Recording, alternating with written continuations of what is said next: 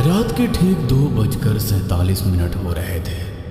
शहर की सबसे ऊंची इमारत की 27वीं मंजिल पर एक आदमी अपने आलीशान ऑफिस में अकेला बैठा था।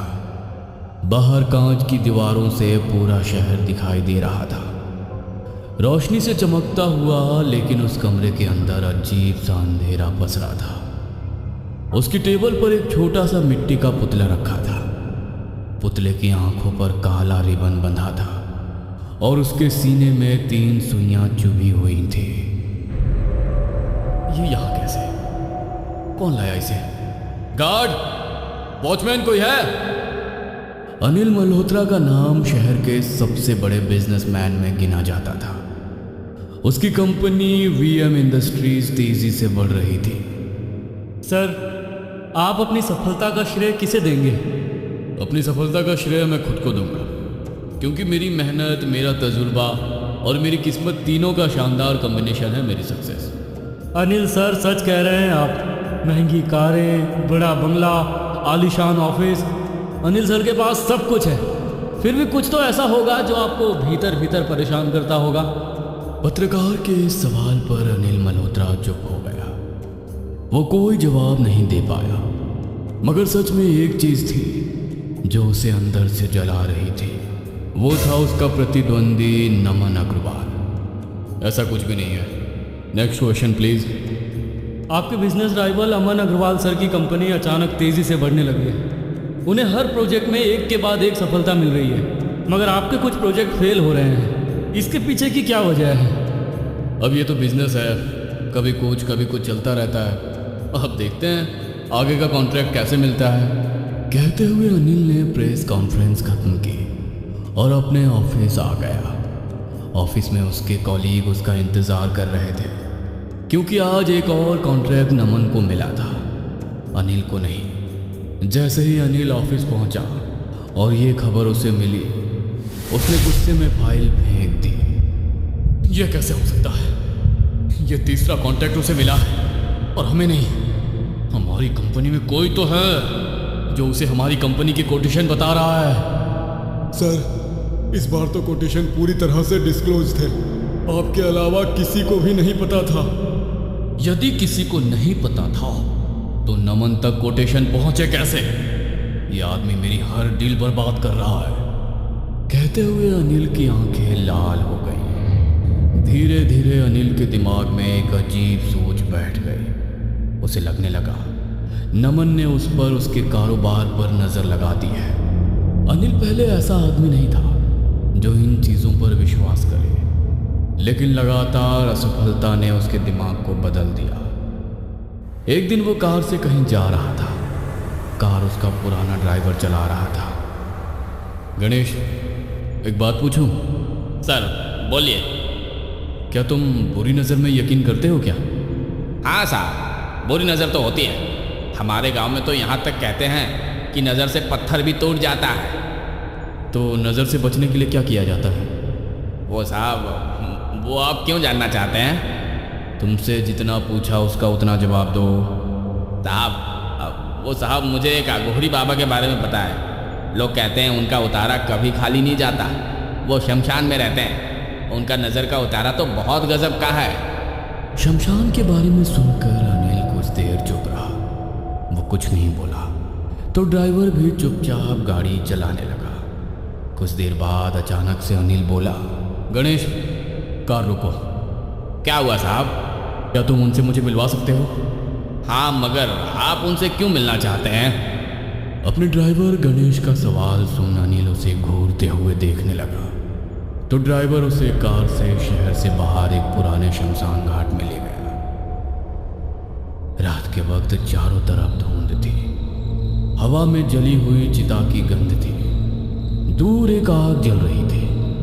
आग के सामने बैठा था एक अघोरी, सिर पर जटाएं, पूरे शरीर पर राख और आंखें इतनी गहरी कि जैसे अंधेरा उनमें समा गया।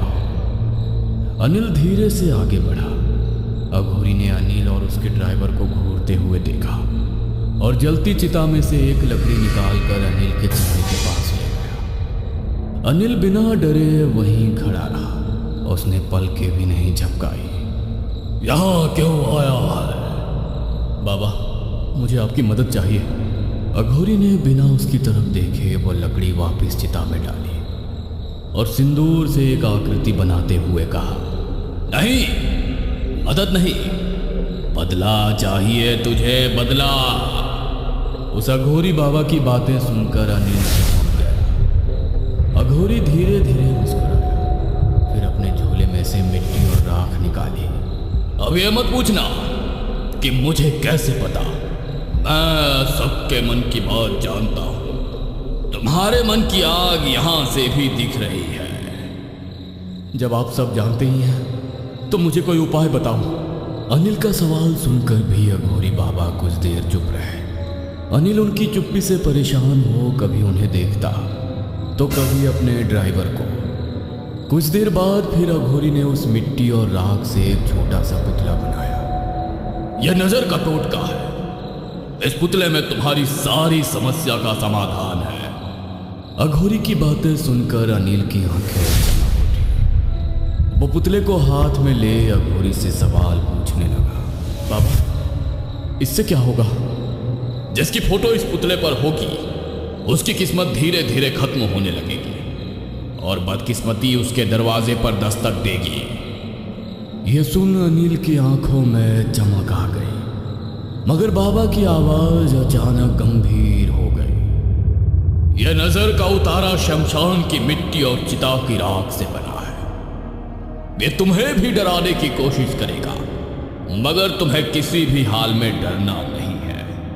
मगर ऐसा क्यों?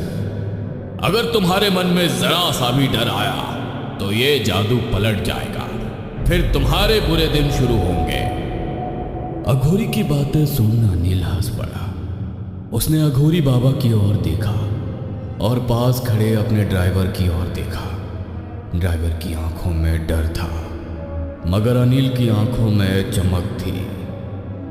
मैं डरने वालों में से नहीं हूं। वो तो मैंने तुझे परख लिया। कहते हुए अघोरी ने पुतले पर नमन की फोटो लगाई और 3 सुइयां चुभो दी। पास ही जल रही चिता की आग अचानक तेज भड़क उठी। कुछ ही हफ्तों में सब बदलने लगा। नमन के प्रोजेक्ट फेल होने लगे, उसकी कंपनी में नुकसान होने लगा, उसकी कार का एक्सीडेंट भी हो गया। अचानक से सब कुछ बुरा मेरे साथ ही कैसे हो रहा है? मैंने तो कभी किसी का बुरा नहीं चाहा, फिर मेरे साथ ही क्यों? वहीं दूसरी तरफ अनिल की किस्मत चमकने लगी। नए कॉन्ट्रैक्ट, नया बंगला, बड़ा ऑफिस, हर जगह उसकी जीत हो रही थी। अनिल बहुत खुश था। उस एक रात ने मेरी किस्मत बदल दी। अब दुनिया मेरे कदमों में है।